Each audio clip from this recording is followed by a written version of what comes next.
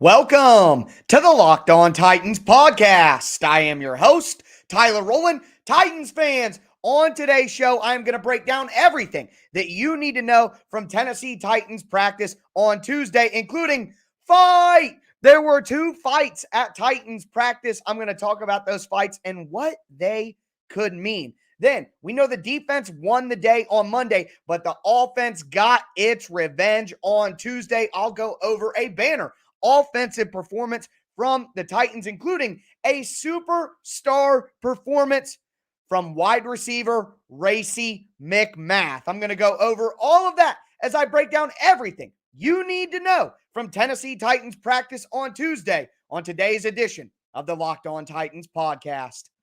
Let's get it. You are Locked On Titans, your daily Tennessee Titans podcast, part of the Locked On Podcast Network, your team every day.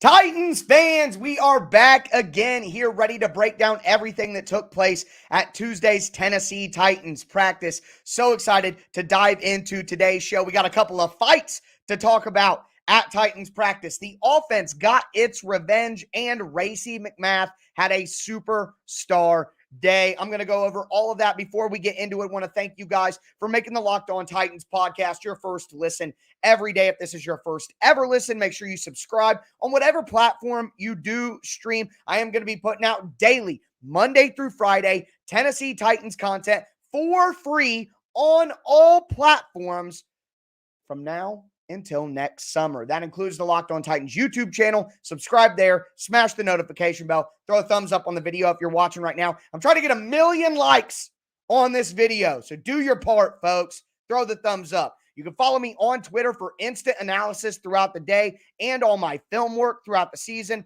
at Tic Tac Titans. Follow the show Facebook page at Locked On Titans Pod. But with that all being said, we got to dive right into today's practice. And as I said, things got physical. So, according to a report from A to Z Sports, before practice started, and this was confirmed by Jim Wyatt from the Tennessee Titans, before practice started, before things were open to the media, there was a physical altercation. Now, let me just say this.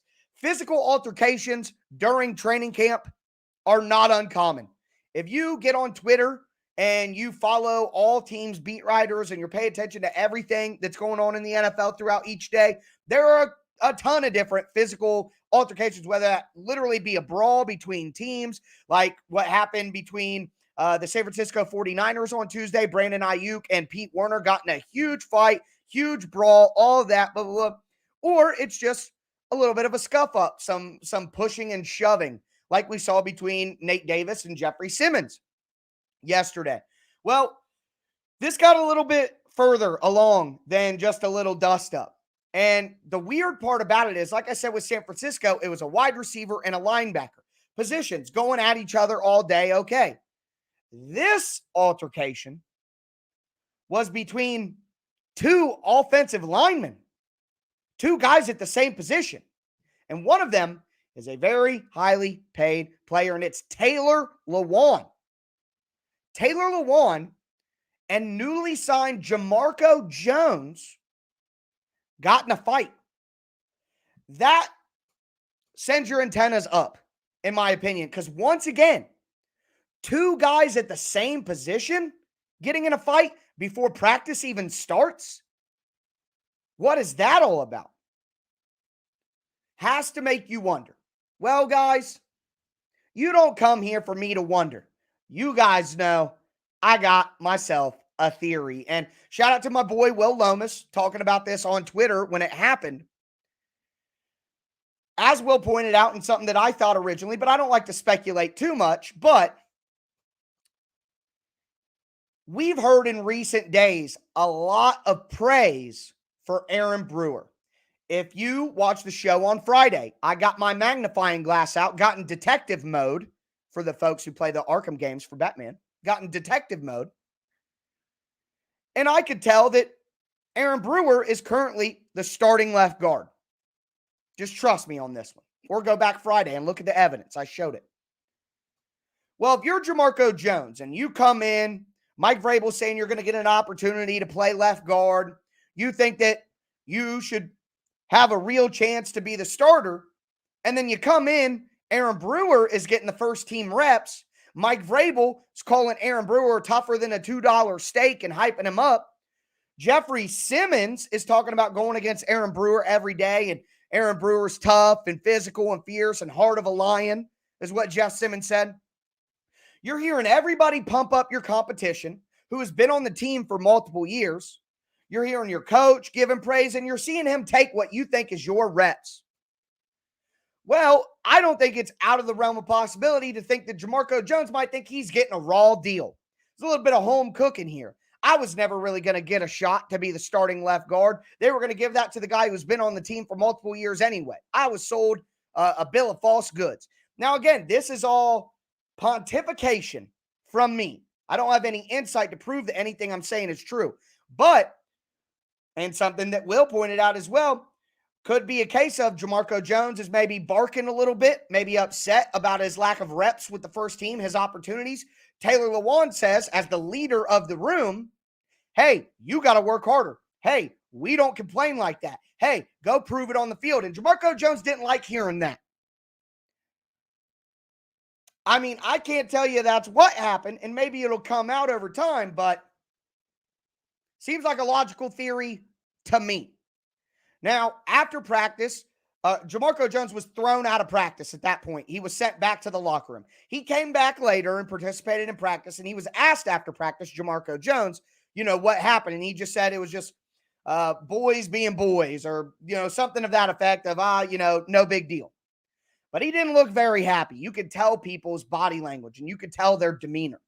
So all I would say is something to keep an eye on. If Jamarco Jones was like cut or something, all of a sudden, blah, blah, blah, don't be surprised. Because who knows what caused a fight between the same position group before practice even started. Now, of course, it could just be Taylor Lewan seems like that frat guy who's always trying to talk crap to you, always trying to, run his mouth, blah, blah, blah, blah, blah. That does seem like the personality that Taylor has. So maybe he just got on Jamarco Jones's nerves. But it could be something deeper, and it could be more related to the actual football than just a personality difference. We don't know. We will see. Something to monitor going forward. But moving forward to the other fight. There was another fight on the day. And it was Ola Adeniyi who took a swing at undrafted free agent offensive tackle Jalen McKenzie. Apparently, it was just a play in team drills. Ola beat McKenzie, and then McKenzie held him. And Ola didn't like it, took a swing at him. Mike Vrabel kicked him out of practice. Little intensity, but I like that Mike Vrabel was like, hey, we can't do this. You're going to get thrown out of a game if you do something like that. So you're going to get thrown out of practice if you do something like that. You don't want to see a ton of that. You don't want to see like real fisticuffs, swinging, fighting, pushing and shoving, intensity. Okay, but no real fights out there. That's just stupid. Okay? You're going to swing, punch somebody in the helmet, break your hand. Doesn't even make sense. So those were the two fights on the day. I'm not going to take a lot from the Ola McKenzie one. That's just your typical training camp disagreement. But that fight between Jamarco Jones and Taylor Lewan, that is something that we need to watch. But those guys are both on the offensive side of the ball, and offense is where we will stay as the defense won on Monday, but the offense responded in a major way, and a ton of guys on offense were out there making plays. I'm going to talk about that, and we'll cap off the show with the star of the day, wide receiver Racey McMath, who clearly listened to yesterday's podcast and said he's going to show me a little bit of something. But before we get into that, do want to talk to you guys about the sponsor of today's show, and it's our friends over at BetterHelp. So I'm going to get a little personal with you guys. Quite frankly, I went through a lot as a child. I've had a lot of pretty serious traumas in my past throughout my childhood. And sometimes, even though I feel like I'm doing well, things are going well in my life, my relationships, financially. Things are going well for me right now. They're as good as they've ever been. But that doesn't mean that some of those traumas don't still kind of have weight on me throughout my life. And I want to be the best version of myself. And I feel like one of the best ways to deal with all of that is through therapy. And that's why I want to tell you guys about BetterHelp. BetterHelp's an online therapy company that will assess your needs and can match you with your own licensed professional therapist in less than 48 hours. For me, it took like 4 hours before they matched me to somebody who's for me. And what I liked about it was when you're going through the sign-up process, they really ask you pertinent questions about what you're wanting to deal with, whether it be depression, anxiety, previous traumas, abandonment issues, violence, all different kinds of things whether you're just dealing with financial concerns and you're stressed. Guys, I know that it's always been a weird stigma that you don't want to reach out and ask for help. And especially in the male community, it's seen as weakness for men to reach out and look for help with therapy. It's changing. Think about Ryan Tannehill talking about using therapy before the season. Think about A.J. Brown last year admitting that he's had mental health struggles. Guys, our stars, our favorite players are all dealing with different things as well. Don't try to do it on your own. I'm serious, guys. No man is an island. No woman is an island. Please, if you need help, whether it be small, big, doesn't matter, I implore you to check out BetterHelp and do yourself a favor. Don't try to do it alone. You can go to betterhelp.com/lockedon right now, and you're going to get 10% off your first month. Just give it a shot, guys. If you're dealing with anything, you've dealt with anything, you owe it to yourself, you owe it to your children, you owe it to your family, you owe it to your partner to be the best version of yourself. So once again, that's 10% off your first month of online therapy at BetterHelp. That's BetterHelp.com/lockedon. And remember, I'm telling you guys right now, I signed up myself and I'm excited for the help that BetterHelp can give me. And I hope you guys take it serious and do it if you need it as well.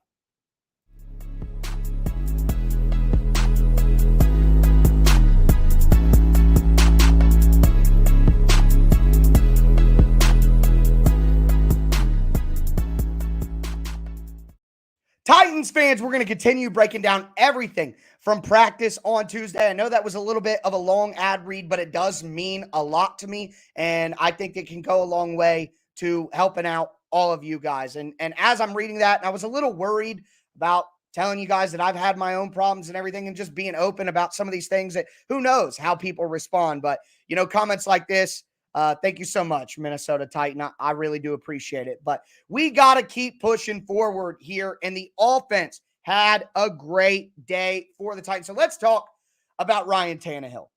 Tannehill ended the season in a tough way. No doubt about it.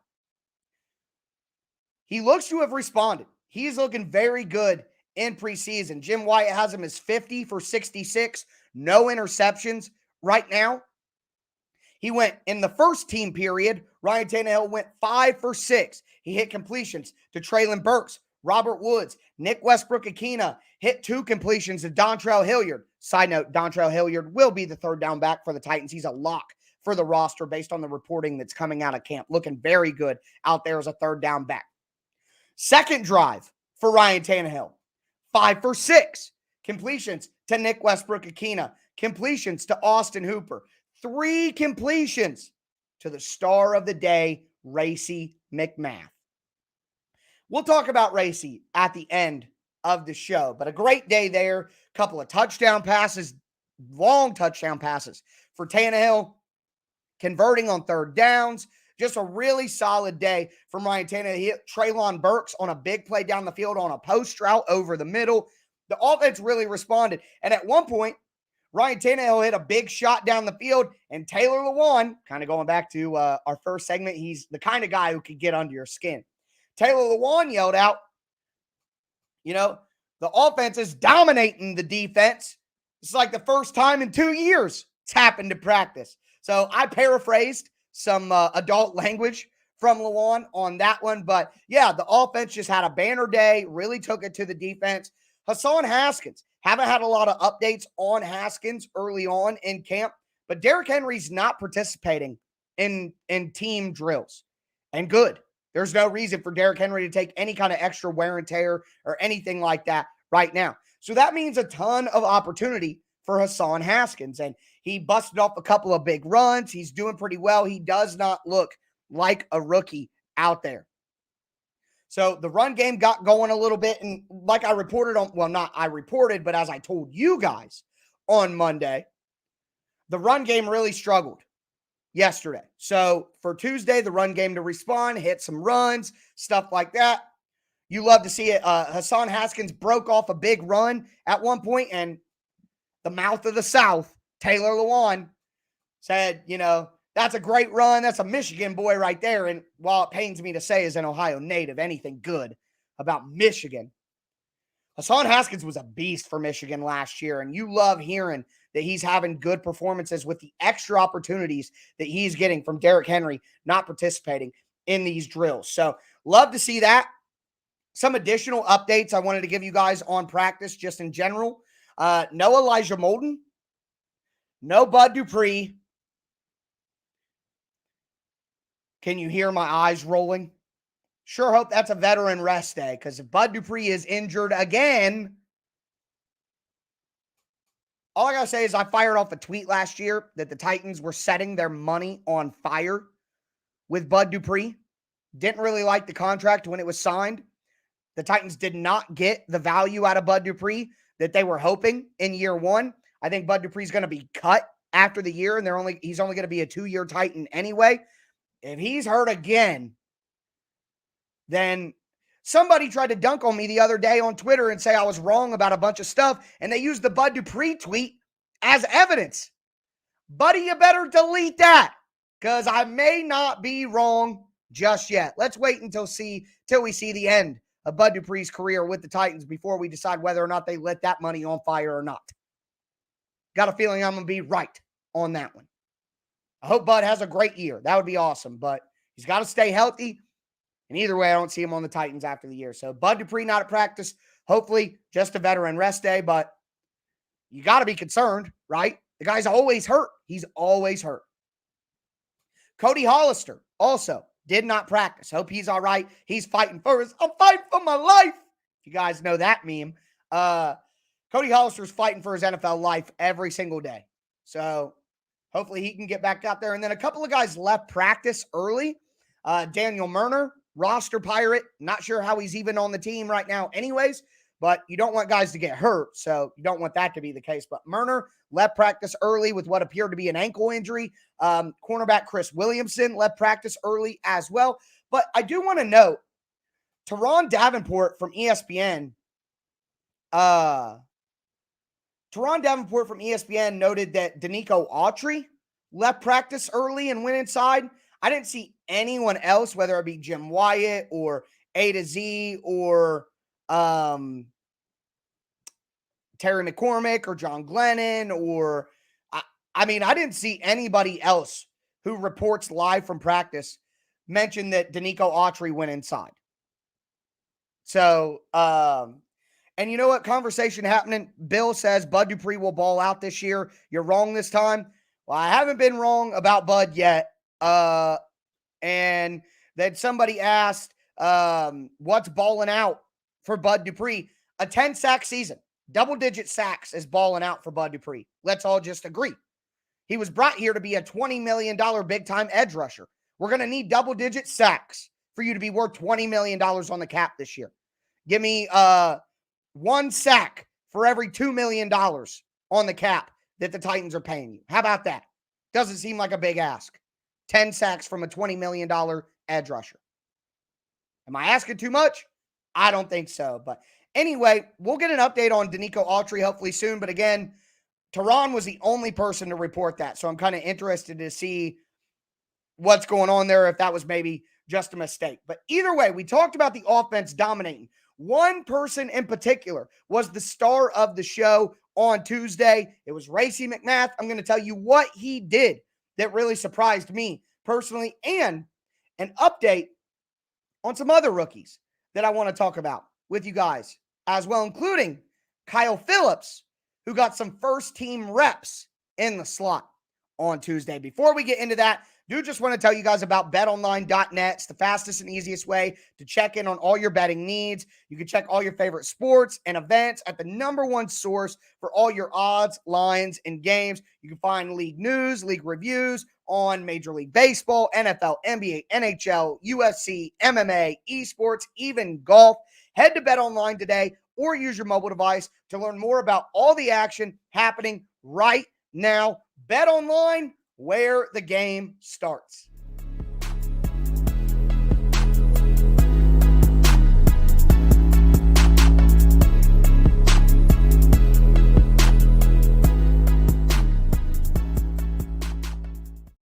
Titans fans, we're going to cap off today's training camp recap edition of the Locked On Titans podcast. I want to talk about Racey McMath's huge day. He was the star on the day, and I got some crow to eat on that one, which, hey, if you guys have been watching the show at any point in time since I've been doing the show, you'll know I will admit when I'm wrong. I will, but you got to prove it. So I require the burden of proof. But anyways, before we get into the rest of my notes from practice, just want to thank you guys again for making the Locked On Titans podcast your first listen every day. Make sure you subscribe. Free Monday through Friday, daily Tennessee Titans content on all platforms. Also, for your second listen, check out the Locked On NFL podcast. Get your Titans news here with me every day. Get your national NFL news with the Locked On NFL podcast. And did you guys see what happened with the Dolphins today? Boom! The smackdown. I have so many thoughts on that. I won't bore you with them. Check out my Twitter at TicTacTitans if you want to see how I feel about all that Dolphins news. It's really a disgrace, quite frankly. The Deshaun Watson news broke on Monday. I mean, you got to stay up to date with your national news just like you do your Titans news. So subscribe to the Locked On NFL podcast, free and available on all platforms, Monday through Friday, year-round. And I host the Thursday show, so you'd be throwing me some love as well. But moving forward here, Racey McMath. He had 3 catches on the day, 2 of them being long touchdown catches. One of them, the Titans put the highlight up on the Tennessee Titans official Twitter account, sliding catch deep in the end zone. And he wasn't just beating third-teamers here. He beat Christian Fulton. Fulton and Amani Hooker knocked into each other at one point, and it left Racey McMath wide open for a deep touchdown. But then he just beat Caleb Farley deep with his speed. Had another catch on Caleb Farley later in the day. Really nice day from Racey McMath. And look, let's just talk about it. He's 6'1", 6'2", 200 plus pounds. He's a monster. Last year in training camp, A.J. Brown compared him to Julio Jones because he's so fast and so big. Now, that's obviously absolutely absurd. But my opinion always was, someone says 6'3". Sure, I'm sure in the program he's 6'3", but he's about 6'2". Yesterday, I said I don't think Racey's going to make the team because he's purely a special teams player. Well, I got to tell you guys, if he's making plays like this on offense, I always said if Racey could improve on his wide receiver skills and be an asset from that perspective, and you combine that with his incredible special teams ability, then he's a lock for the roster. He's an absolute lock because the Titans want a 5th wide receiver with receiving potential who has size and speed. Think Josh Malone. Think Reggie Roberson. That skill set. So if he's doing this kind of stuff as a wide receiver with the first team offense, beating the Titans' #1 cornerbacks, and he's got that special teams value, he's a lock for the roster. He's going to make it. Now, the thing about Racey is consistency. Can he continue to show off in practice? Because that 5th wide receiver spot's wide open. It really is. We know the 4, Burks, Woods, NWI, and Kyle Phillips. But it's all about that 5th spot, maybe in the 6th spot. So, Racey McMath, star of the show today, did a great job setting himself apart from the other wide receivers that he's competing with right now. A really great day. Now, I know that I said that he was balling on Caleb Farley, and he was. And one of them was just Farley got beat deep by Racey McMath. You never want to see one of your starting corners getting beat by what's been a practice squad player. Kevin Byard talked about it afterwards, and he's like, look, I had to go talk to him. We can't have big plays like that. We can't give up big plays. We got to be accountable. Whether he's gassed, and Kevin Byard did say that he thought he was gassed out there. And he said, whether it's a conditioning thing, whether it's a technique issue, whether it's whatever, we got to fix it. Because we may not just be out on the field for 4 plays or 5 plays or 6 plays. We may be out on the field for 10, 12, 15 plays, depending on how the offense is playing offense. Are they running the ball? Are they trying to nickel and dime you all the way down the field? Think about playing the Colts. The Colts had multiple double-digit play drives against the Titans last year.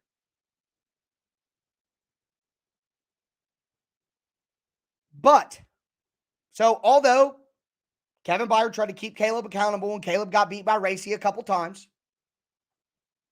Caleb Farley did have 2 really nice pass breakups on the day. One of them, just a regular pass breakup, hitting the ball away. Another one, he almost intercepted Logan Woodside on the sideline. So, an up and down day for Caleb Farley, but he did give up some big plays to Racey McMath, 2 of them specifically, one for a long touchdown, and got to have more consistency out of Caleb Farley before we get into the season. And Kevin Byard said it himself. We're going to rely on this guy a lot, so got to need him. Kyle Phillips, it was reported that he was out there in the slot with the first-team offense. It was only a matter of time. In one-on-ones, he ran a disgusting route against Theo Jackson and just smoked him. I mean, Kyle's route running and quickness with the pads on still, that was one of my big questions. With the pads on still, very, very impressive. Kyle Phillips is going to have a role. I mean, what? Chig Okonkwo had a sweet catch on Theo Jackson. Burks had an awesome sideline catch on a physical interaction between Roger McCreary and him. NWI had a sweet catch on Christian Fulton, but man, Fulton almost intercepted. It was really tight. So a lot of that. Also, some other notes I want to give you guys before we get out of here. Malik Willis, coaches all talked about. He's making the right decisions. He knows where to go. He's processing, but he's got to speed up his timing. Got to get his footwork in line with his processing. You got to have your feet going as quick as your eyes. Your eyes and your feet have to be married as a quarterback.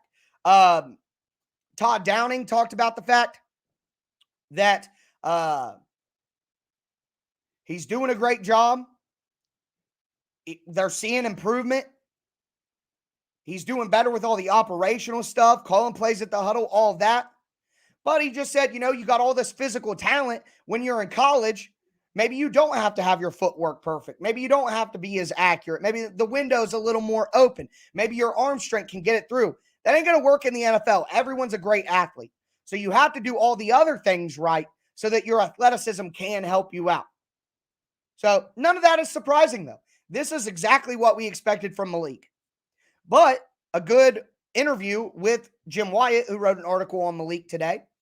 Light years ahead in terms of the operational stuff, all of that. And that's all you want to see. Do also want to mention, somebody asked me about Chance Campbell yesterday and an update on him. Shane Bowen talked about Chance Campbell earlier today, said he's a tackling machine, said he's looking good, had a pass breakup on Tuesday, but also he said that Joe Jones and Dylan Cole have been standouts at depth linebacker positions as well. So that is something to monitor going forward, but there's an update for you. Randy Bullock, bulletproof Bullock, baby. Somebody just said, I don't know if I'm tripping, but he reminds me of Aaron McNair. If you're talking about Malik Willis, you're 100% right, man. It's not just his play style. It's not just, being from a smaller school, Alcorn State, Liberty, all that. It's not just that. The way he talks, the way he, his face, the way he looks at the reporters. And yeah, when I watch Malik Willis in interviews, it is hard to not instantly be like, my God, he reminds me of Steve. It's like a soft confidence. He speaks softly to the reporters, and he seems very I don't know, like kind and courteous to them, but also giving good answers. And you know what I mean? So, yeah, I don't blame anybody if they watch Malik talk, listen to Malik, look at the way he plays, and not think of Steve. I really, and I said that when they drafted him, and I feel even more like that now after watching Malik talk and the way he interacts with people. It's really weird, actually. It's really weird how similar in my mind that they are. But I was a small child when Steve was on the Titans. I didn't watch all the interviews and all the stuff. So maybe someone who's a little bit older than me could tell you for certain how close that comparison is. But other than that, Randy Bullock, 8 for 8 on the day. He's 31 for 33 throughout training camp. Fat Randy's dead. Bulletproof Bullock is here. But that's going to do it for me today, folks. Another recap of Titans training camp. The Titans do not have practice. They do not have practice on Wednesday. So we're just going to have some general conversation, but I'll be back with you guys to break everything down tomorrow. That's going to do it for me today, though, folks. As always, I am your host, Tyler Lewan, and this was Locked On Titans.